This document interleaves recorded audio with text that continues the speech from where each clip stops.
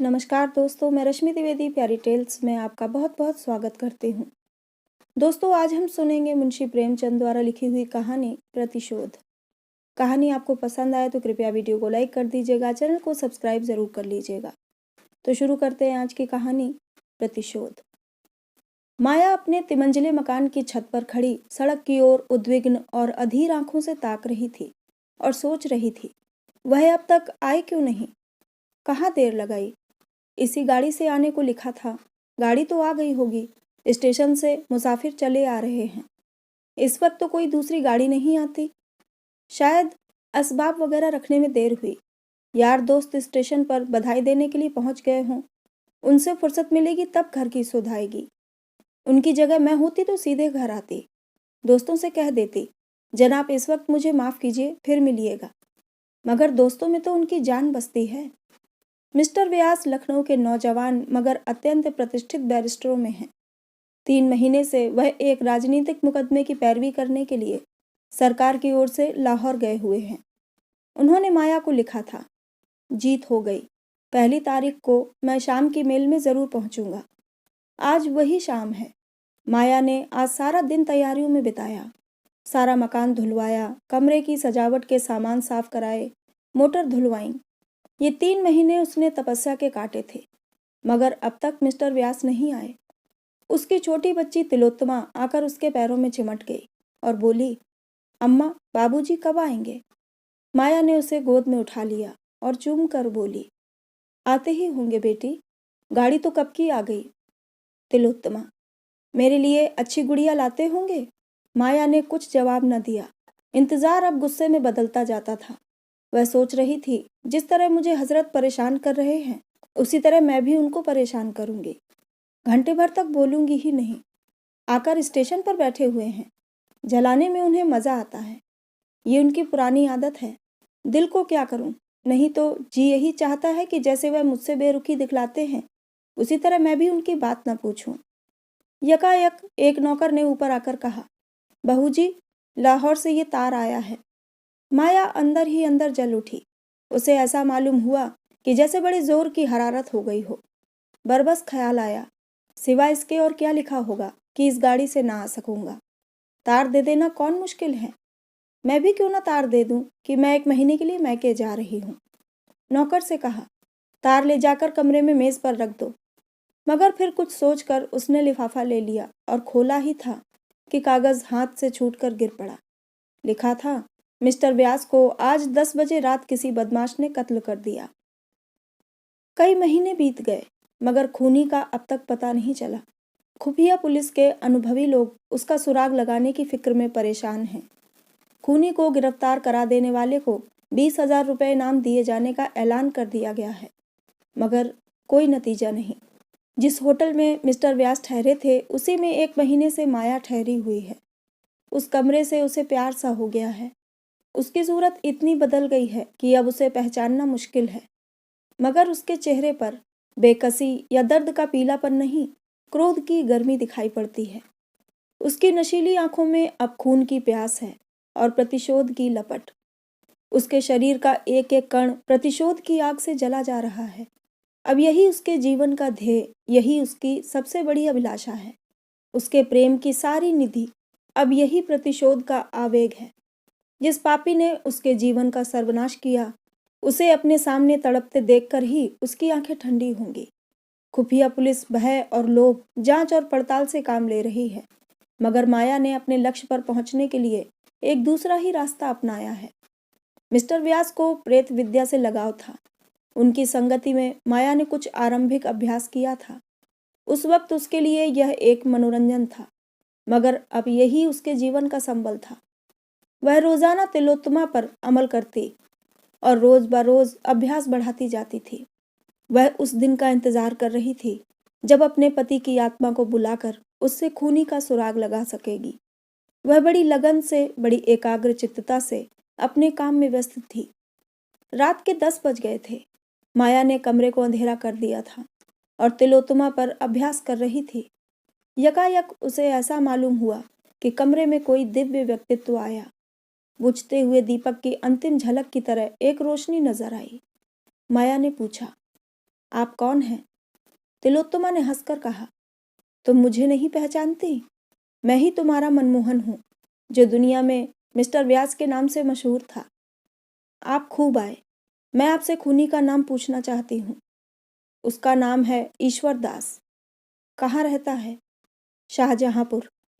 माया ने मोहल्ले का नाम, मकान का नंबर, सूरत, शक्ल, सब कुछ विस्तार के साथ पूछा और कागज पर नोट कर लिया। तिलोत्तमा जरा देर में उठ बैठी।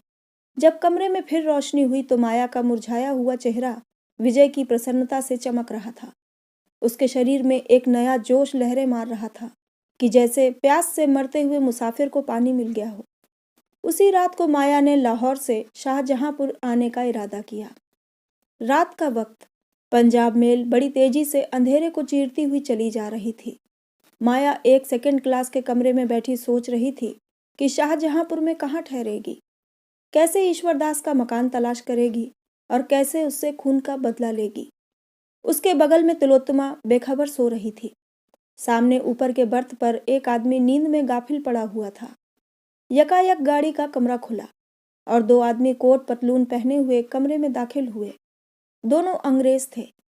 एक माया की तरफ बैठा और दूसरा दूसरी तरफ। माया सिमट कर बैठ गई।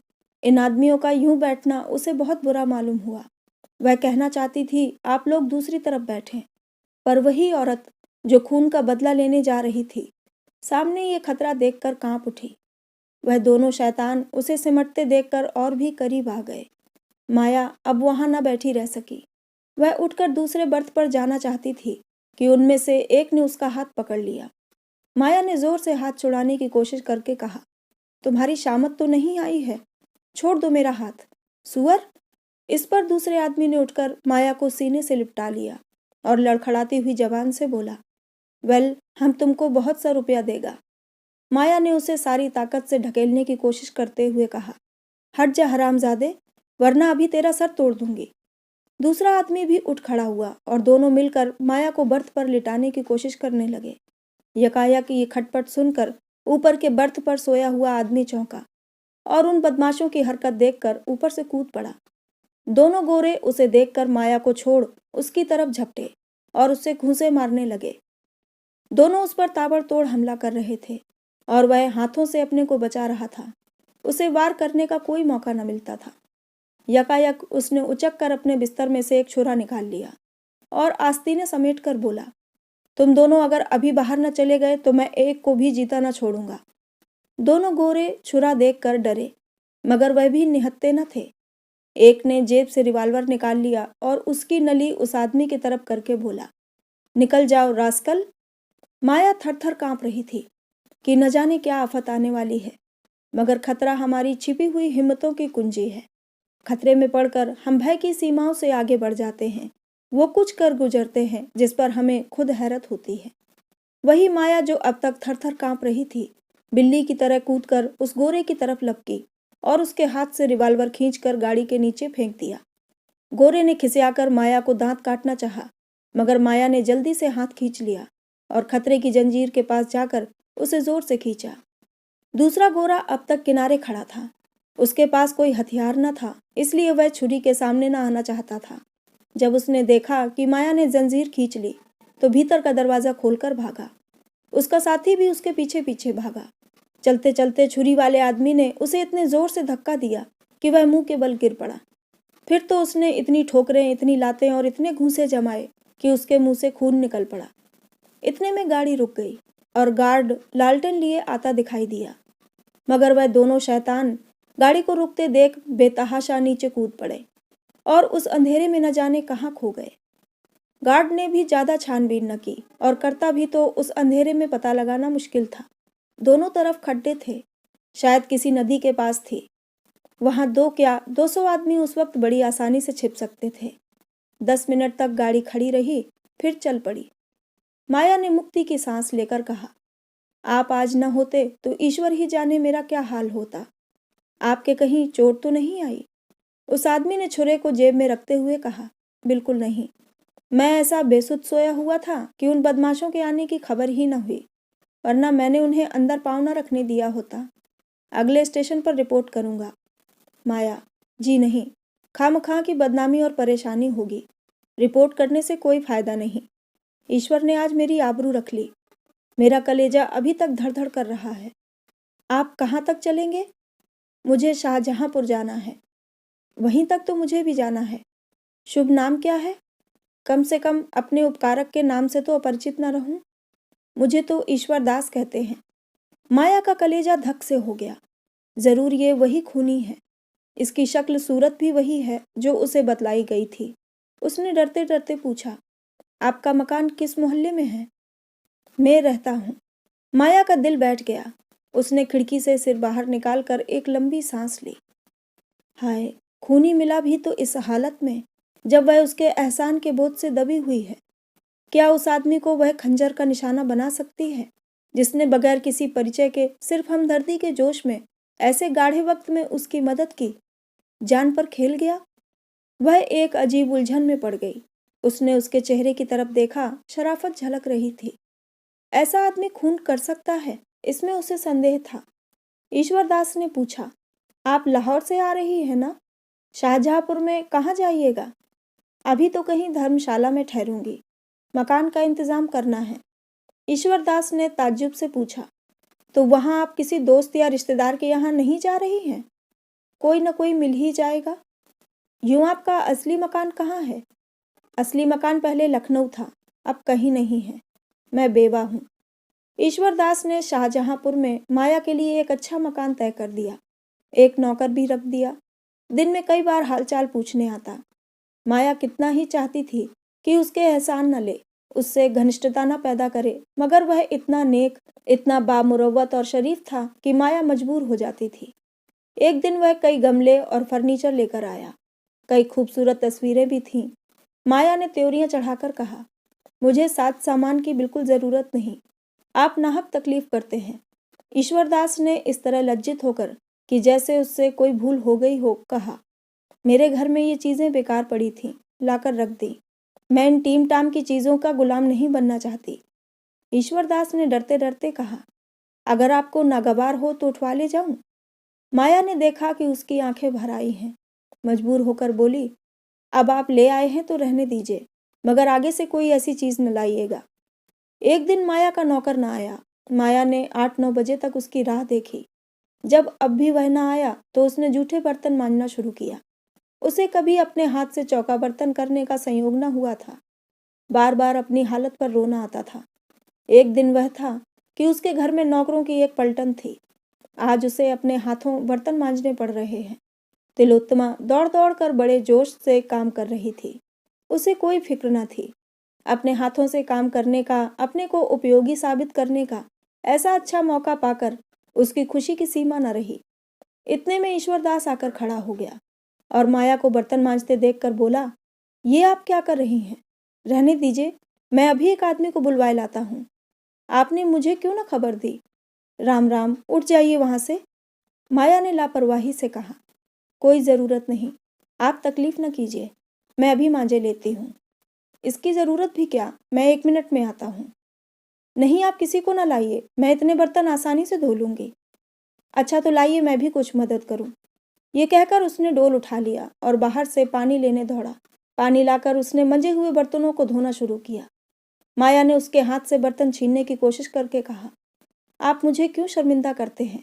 रहने दीजिए, मैं अभी साफ किए डालती हूँ। आप मुझे शर्मिंदा करती हैं या मैं आपको शर्मिंदा करता हूँ? आप यहाँ मुसाफिर हैं, मैं यहाँ का रहने वाला हूँ। मेरा धर्म है कि आपकी सेवा करूँ। आपने एक ज्यादती तो ये की कि मुझे ज़रा भी खबर न दी। अब दूसरी ज्यादती ये कर रही हैं। मैं इसे बर्दाश्त नहीं कर सकता। ईश्वर दास ने जरा देर में सारे बर्तन साफ करके रख दिए। ऐसा मालूम होता था कि वह ऐसे कामों का आदी है। बर्तन धोकर उसने सारे बर्तन पानी से भर दिए और तब माथे से पसीना पोंछता हुआ बोला, बाजार से कोई चीज़ लानी हो तो बतला दीजिए, अभी ला दूं। माया, जी नहीं, माफ़ कीजिए, आप अपने घर का रास्ता लीजिए। ईश्वर दास, तिलोत्तमा, आओ आज तुम्हें सैर करा लाएं। माया, जी नहीं, रहने दीजिए, इस वक्त सैर करने नहीं जाती। माया ने ये शब्द इतने रूखेपन से कहे कि ईश्वर दास का मुंह उतर गया। उसने दोबारा कुछ न कहा, चुपके से चला गया। उसके जाने के बाद माया ने सोचा, मैंने उसके साथ कितनी बेमुरव्वती की। रेलगाड़ी की उस दुखद घटना के बाद उसके दिल में बराबर प्रतिशोध और मनुष्यता में लड़ाई छिड़ी हुई थी। अगर ईश्वरदास उस मौके पर स्वर्ग के एक दूत की तरह ना आ जाता तो आज उसकी क्या हालत होती। ये ख्याल करके उसके रोए खड़े हो जाते थे और ईश्वरदास के लिए उसके दिल की गहराइयों से कृतज्ञता के शब्द निकलते। क्या अपने ऊपर इतना बड़ा एहसान करने वाले के खून से अपने हाथ रंगेगी? लेकिन उसी के हाथों से उसे ये मनहूस दिन भी तो देखना पड़ा। उसी के कारण तो उसने रेल का वह सफर किया था, वरना वह अकेले बिना किसी दोस्त या मददगार के सफर ही क्यों करती। उसी के कारण तो आज वह वैधव्य की विपत्तियां झेल रही है और सारी उम्र झेलेगी। इन बातों का ख्याल करके उसकी आंखें लाल हो जाती, मुंह से एक गर्म आह निकल जाती और जी चाहता कि इसी वक्त कटार लेकर चल पड़े और उसका काम तमाम कर दे। आज माया ने अंतिम निश्चय कर लिया। उसने ईश्वरदास की दावत की थी, यही उसकी आखिरी दावत होगी।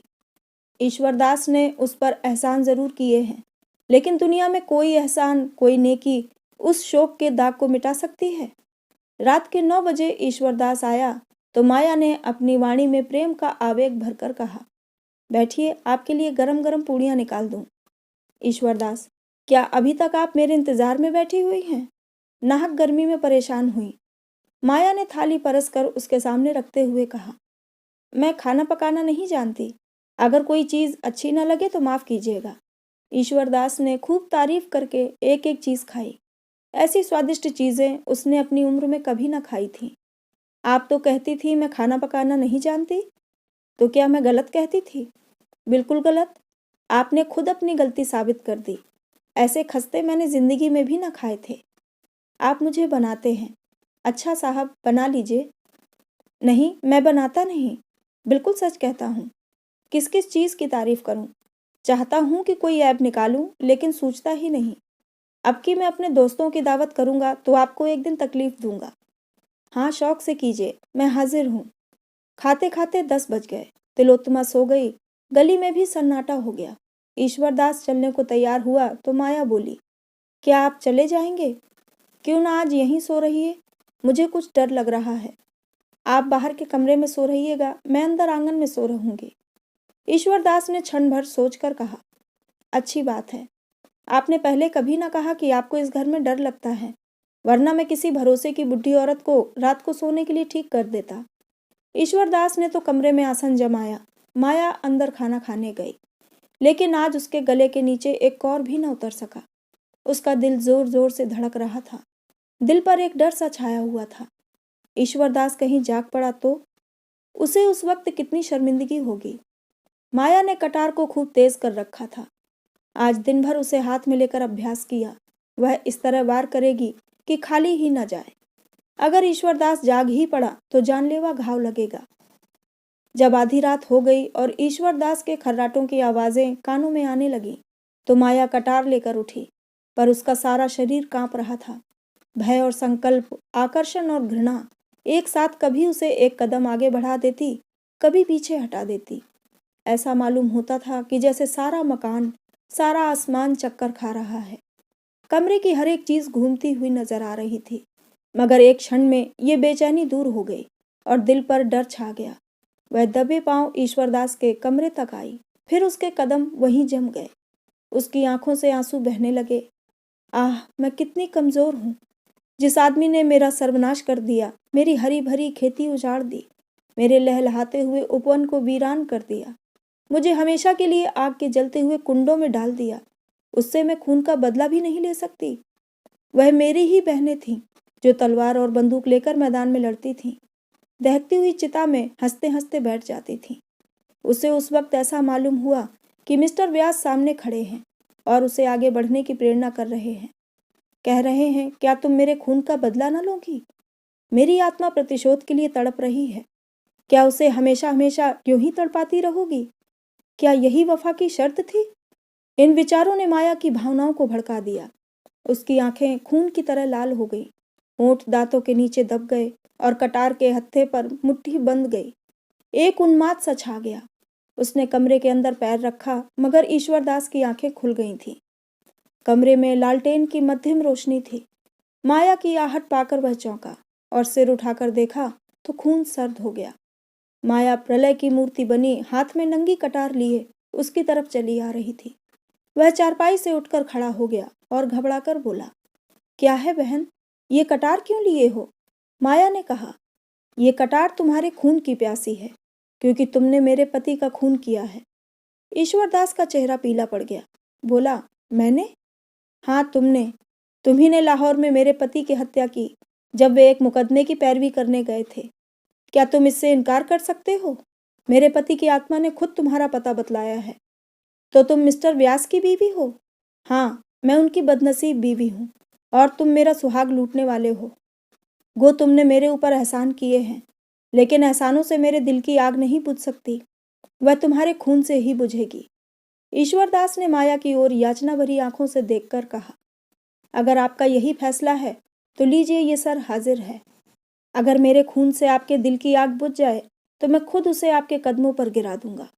लेकिन जिस तरह आप मेरे खून से अपनी तलवार की प्यास बुझाना अपना धर्म समझती हैं, उसी तरह मैंने भी मिस्टर व्यास को कत्ल करना अपना धर्म समझा। आपको मालूम है, वह एक राजनीतिक मुकदमे की पैरवी करने लाहौर गए थे, लेकिन मिस्टर व्यास ने जिस तरह अपनी ऊंची कानूनी लियाकत का इस्तेमाल किया, पुलिस को झूठी शहादतों के तैयार करने में जिस तरह मदद की, जिस बेरहमी और बेदर्दी से बेकस और ज्यादा बेगुनाह नौजवानों को तबाह किया, उसे मैं सह न सकता था। उन दिनों अदालत में तमाशाइयों की बेइंतहा भीड़ रहती थी। सभी अदालत में मिस्टर व्यास को कोसते हुए जाते थे। मैं तो मुकदमे की हकीकत को जानता था, इसलिए मेरी अंतरात्मा सिर्फ कोसने और गालियां देने से शांत न हो सकती थी। मैं आपसे क्या कहूँ, मिस्टर व्यास ने आंख खोलकर समझ बूझ कर झूठ को सच साबित किया और कितने ही घरानों को बेचिराग कर दिया। आज कितनी माएँ अपने बेटों के लिए खून की आंसू रो रही हैं, कितनी ही औरतें रंडापे की आग में जल रही हैं। पुलिस कितनी ही ज्यादतियां करे, हम परवाह नहीं करते। पुलिस से हम इसके सिवा और उम्मीद नहीं रखते। उसमें ज्यादातर जाहिल, शोहदे, लुच्चे भरे हुए हैं। सरकार ने इस महकमे को कायम ही इसीलिए किया है कि वह रियाया को तंग करे, मगर वकीलों से हम इंसाफ की उम्मीद रखते हैं। हम उनकी इज्जत करते हैं। वे उच्च कोटि के पढ़े लिखे सजग लोग होते हैं। जब ऐसे आदमियों को हम पुलिस के हाथों की कठपुतली बना हुआ देखते हैं तो हमारे क्रोध की सीमा नहीं रहती। मैं मिस्टर व्यास का प्रशंसक था, मगर जब मैंने उन्हें बेगुनाह मुलजिमों से जबरन जुर्म का इकबाल कराते देखा तो मुझे उनसे नफरत हो गई। गरीब मुलजिम रात दिन भर उल्टे लटकाए जाते थे, सिर्फ इसलिए कि वह अपना जुर्म, जो उन्होंने कभी नहीं किया, इकबाल कर लें। उनकी नाक में लाल मिर्च का धुआं डाला जाता था। मिस्टर व्यास ये सारी ज्यादतियां सिर्फ अपनी आंखों से देखते ही नहीं थे, बल्कि उन्हीं के इशारे पर वह की जाती थी। माया के चेहरे की कठोरता जाती रही। उसकी जगह जायज गुस्से की गर्मी पैदा हुई। बोली, इसका आपके पास कोई सबूत है कि उन्होंने मुलजिमों पर ऐसी सख्तियां की? ये सारी बातें आमतौर पर मशहूर थी। लाहौर का बच्चा बच्चा जानता है। मैंने खुद अपनी आंखों से देखी। इसके सिवा मैं और क्या सबूत दे सकता हूँ? उन बेचारों का बस इतना कसूर था कि वह हिंदुस्तान के सच्चे दोस्त थे। अपना सारा वक्त प्रजा की शिक्षा और सेवा में खर्च करते थे।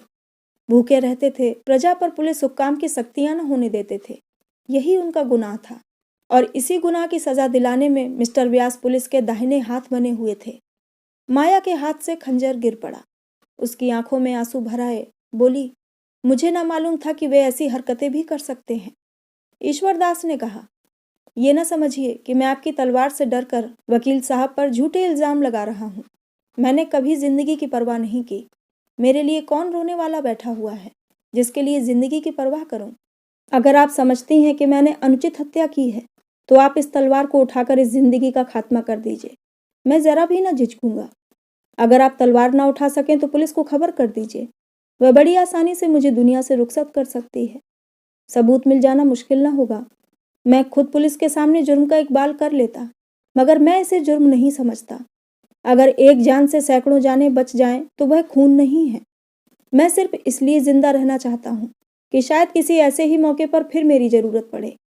माया ने रोते हुए कहा, अगर तुम्हारा बयान सही है तो मैं अपना खून माफ करती हूँ।